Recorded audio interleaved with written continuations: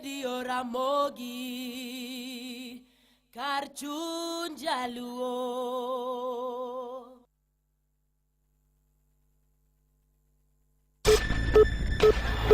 Weche maka kod kacha.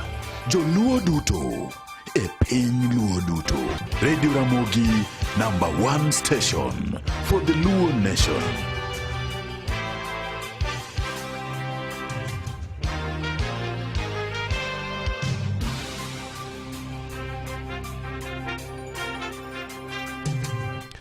Jotugo mag timbe ariyo mano tim mar Harambee Stars kod mar Madagascar josechopo e alap mar tuke ma International Sports Center Kasarani ne ikruok ne adhula mar quarter final mar tuke mag CHAN. Jagoro mongirore migawo mochung'ne takwe pacho kan Laktare Mundo Molo kod nyawadgi ma ni migawo mar tuke Elijah Mwangi osingo ne oganda jo Kenya ne yore ni kare kendo ne weche mag tuke mag AFCON ma higa mar 2027 ka giwacho ni gima gisomo kaluwore kod wach tuke mag CHAN yendi biro konya ahinya e neno ni gimedo jiwo weche mag adhula ka achiel bende kod tuke mamoko e thur kaendi. Ko jatend migawo ma ochung'ne rita kwe ma pacho kaendi Kipchumba Murkomen oseo mokalo jotend duond bura mara DCP kuom rem chiwo ne apisa mag obila report e wi chenro ma nyoro otimore e kinde nyasi mar duogo pacho mar jalup jatend piny Kenya machon Rigathi Gachagua ka owuok e piny Amerka. Weche matuch ka kod kacha. Wan kodi ondamo kondamo mar yangoni motimore gwengewa. Weche manyien gi James Rabala. Jotugo mag timbe ariyo mano tim mar Harambee Stars kod mar Madagascar josechopo e alap mar tuke ma International Sports Center Kasarani buore Nairobi kaendi ne ikruok ne adhula mar quarter final mar tuke mag CHAN. Adhula nendo mabende dhi chakore sa 11 odhiambo. Adhula nendo dhi chakore sa 11 mar odhiambo makawuono niendi.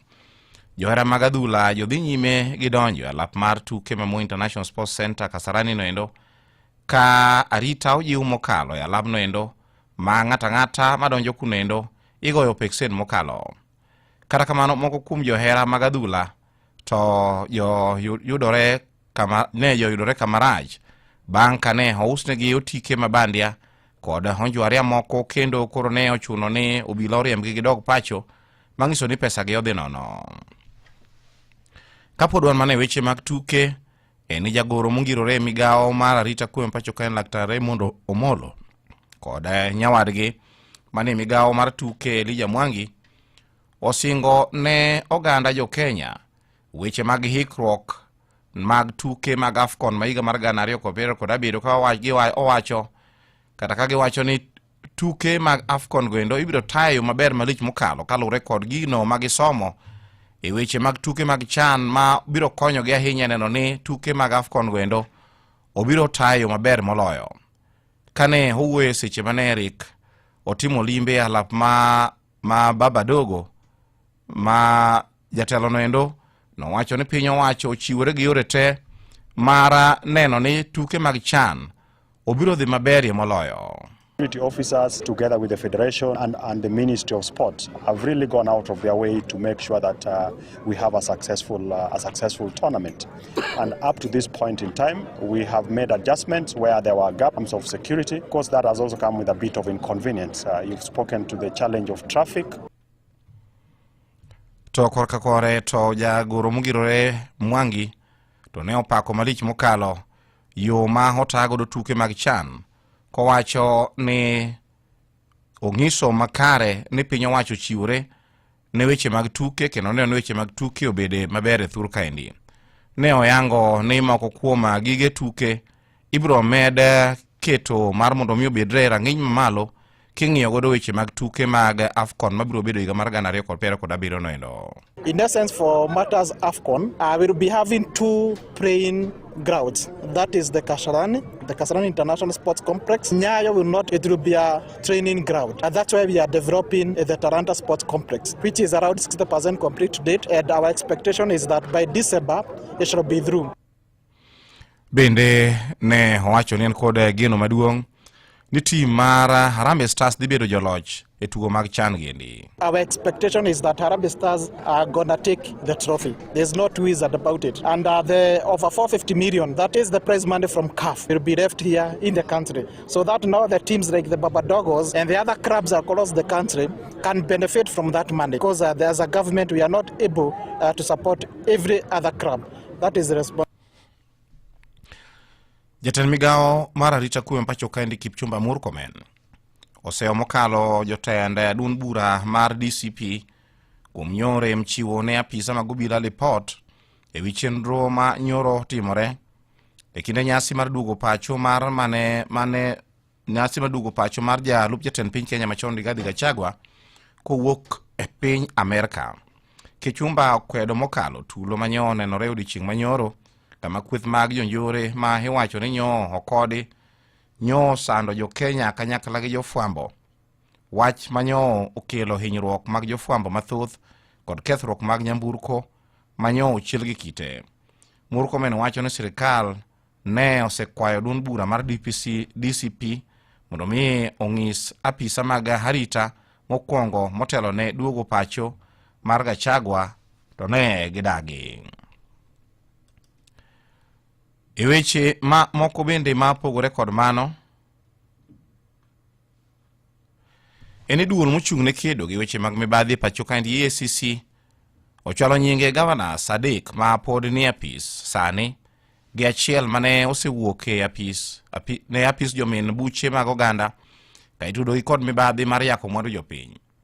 Kata kama duol no endo bende wacho ni ochiegni tieko bura e wi Gavana Sabich ma pod tiyo gi 11 ma oseweyo.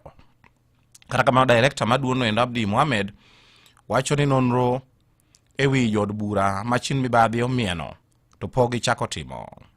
Over the last 8 months, as you are aware, I'm in office for about 8 months, the Commission has completed 89 high-profile cases and submitted these cases to the Director of Public Prosecution for action. Notably, 4 of these cases involve current and former county governors. This also involves 2 cabinet secretaries, former cabinet secretaries, that is, principal secretary, CEOs, and MDs of various state corporations. Bende duono no wacho ni nitiere apisa moko madito maga serikal ma sani ndi koro jowuok oko siro governors moko. Iwacho ni 5 kuom governors gwendo bende sani kori nono ne weche moko mag mibadhi. In addition, the Commission is at advanced stage of investigating the following: 1, 5 sitting governors; 2, 11 former governors. These investigations relate to allegations of embezzlement of public funds, conflict of interest, money laundering, and possession of unexplained assets. The investigations on the members of the parliament that I've mentioned to do with constituency development fund projects.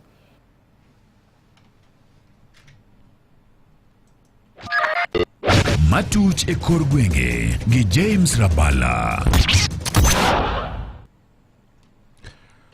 Koda e weche ma moko bende ma pogore kod mano eni jokombe magalengsi kata councillors ma chon ma county ma Kisumu okwedo paro mane olieki gi jatend migao mar omenda John Mbadi mar chulo gi omenda maromo shillings 2,000 dwe ka dwe e bucheno mar Inua Jamii.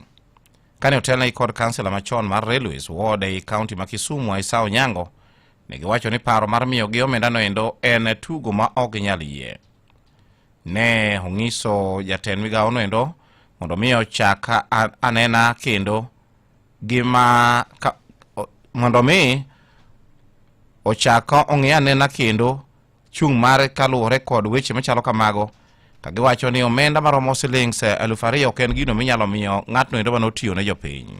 Dine be ni jogi jomowuor ok do yud lope, ok do yud ute, and ok do yud gik mang'eny ma jogi nyoyudo. Jogi no sacrifice.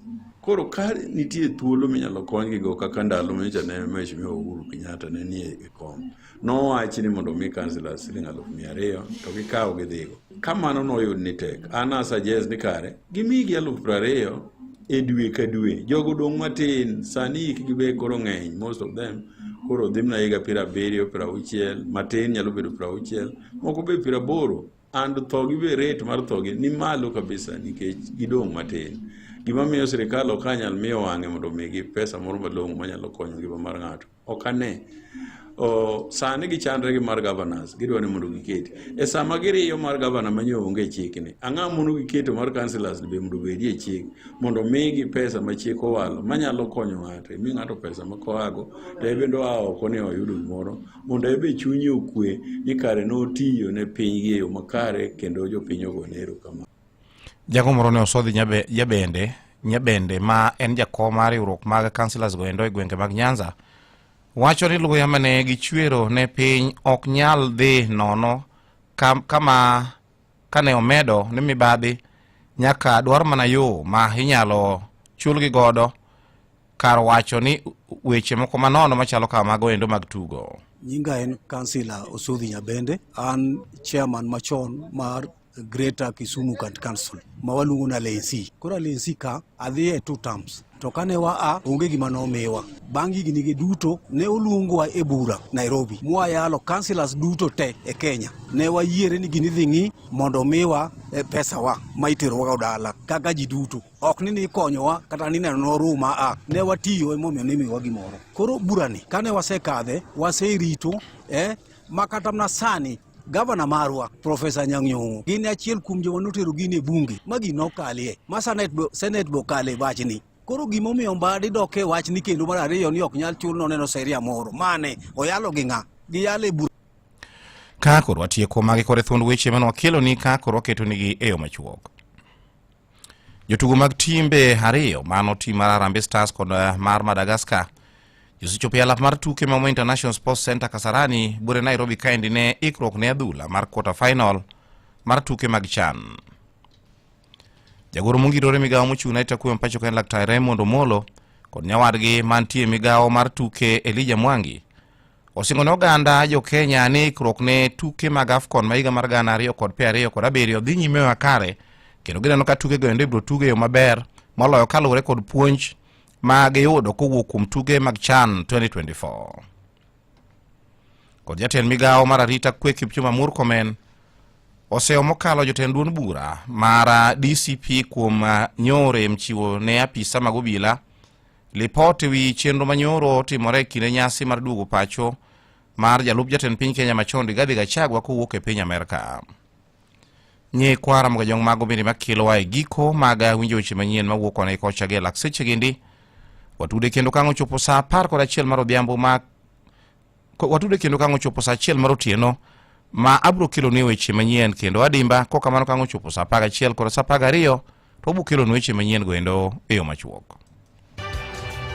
Mago ne weche manyien e Radio Ramogi kano kelni gi James Rabala.